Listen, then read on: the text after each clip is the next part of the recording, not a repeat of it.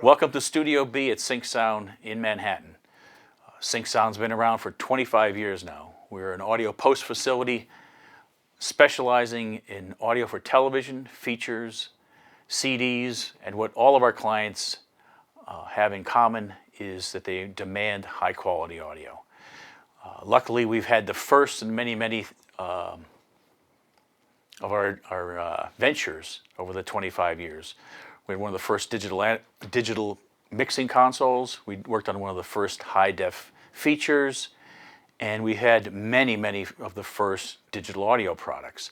I was first introduced to TC Electronics with a 5000 and a finalizer, and I knew right from there that these were really high-quality products made by people who knew what they were doing, made for people that they really knew how to address.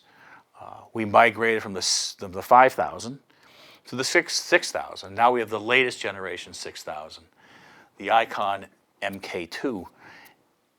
It's got all the features you're used to from the old 6000 with a lot of new stuff, including the radar.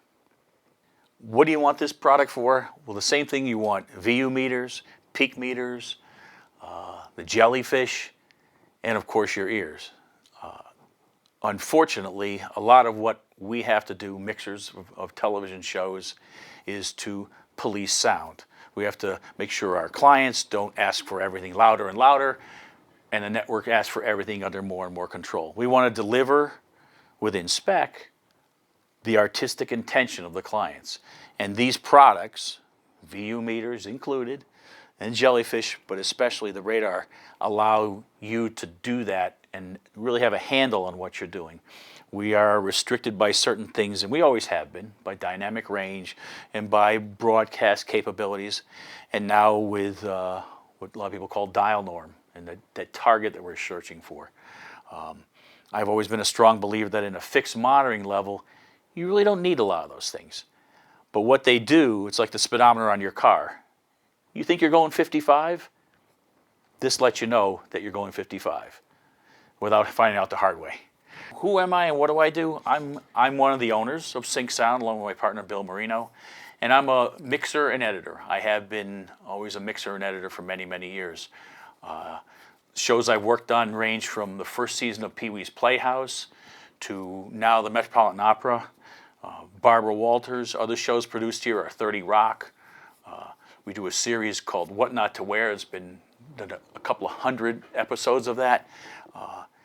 We do a little bit of everything, literally a little bit of everything. We have 5 rooms set up for 5.1, and all of them need metering like this.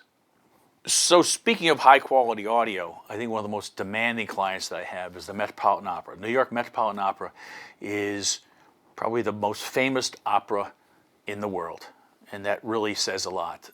They have the best people, not only on stage, but backstage, and putting it all together. I work with a fellow by the name of J. David Sachs. He's the audio producer. I've worked with him for a good 25 years. In that time, we've worked on an enormous amount of material. And in that time, we've gone through various types of reverbs. Well, there was a sort of a benchmark at the time, and that was the 224X Lexicon product. Well, when we redesigned our facility, I really wanted to go to something better because I had heard Steve Strasberg had introduced me to the TC Electronics, says you really need to hear this. Got the 5000.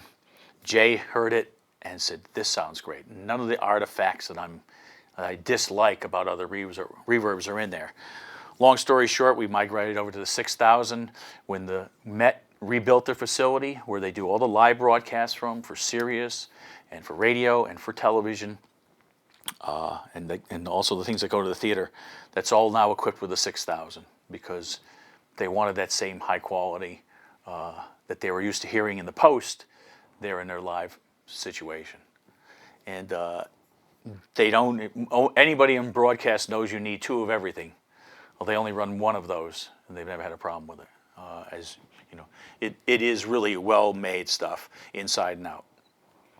So with the advent of, we've obviously mixed stereo for many years, but with the advent of 5 Point one, TC was, I think, the first to even come close to satisfying the requirement for 5.1 reverbs. Not only did they sound good, but they were very flexible. The user could go in and do many things, or use presets. Boatload of presets. Some designed by themselves, some designed by the best people in the business. Let's face it. But you really had control over it. You weren't at the mercy of a few dial-ups or a few switches, and they all sounded great. And when people, 10, 12 years ago, were deciding how should you even do reverb, should I put a reverb on the voice in the middle, should it be wrapping around, they were the people who came up with the answers to even allow you to experiment with that stuff. At that same time, they came up with some tools called Unwrap, because not everything was in 5.1, nor could you have the opportunity to get the sources. And their Unwrapped stuff still sounds great. It's one of a bag of tricks that we go to. They're not the only one, but their stuff is, again, a staple of the business. And that's something about the whole line of the TC stuff for the professional, is that when you buy something from TC Electronics, it's going to work out of the box. And it really does work. And you're going to get upgrades. You're not going to pay through the nose for the upgrades. They're going to be reasonable, and they're going to be worth it, too. I mean, the unit that we have is, I've been very fortunate to have a good relationship with them, and it's loaded with all the goodies. And we have fun playing with them all, from the delays to the pitch shift is amazing. Whenever you need to do 8 channels of pitch shift, synchronous pitch shifting, and to sit there and slide it for an effect, or to have to transfer a classical music concert and make sure that the pitch is correct, you can really rely on the box.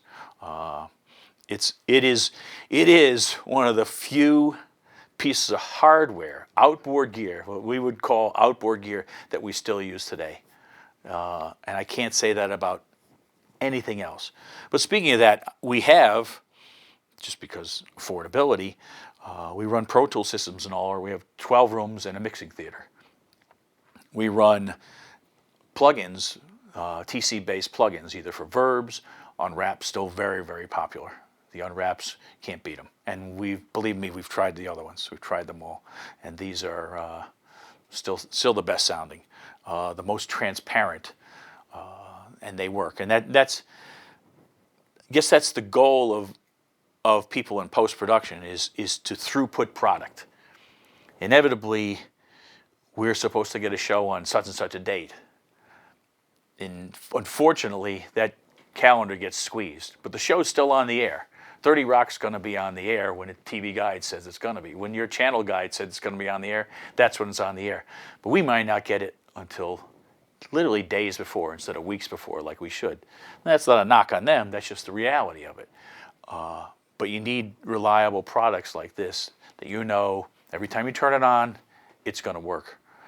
And it's going to sound good. And your client's not going to say, it sounds a little ratty. What are we using? What is that? And due to the nature of our business here at Sync Sound, we work with just about everybody you can imagine, from high-end, very discriminating classical producers to a person who probably does maybe one film a year. They develop a film, they write a film, they pitch it. It gets shown on HBO or PBS, but it's really their life work. They've invested in it personally and financially, and they depend on us to give them the best product. They're not necessarily a music person who understands how to talk in the language of audio and sound, but they know what they like, and they know when things sound good, because they're really a consumer.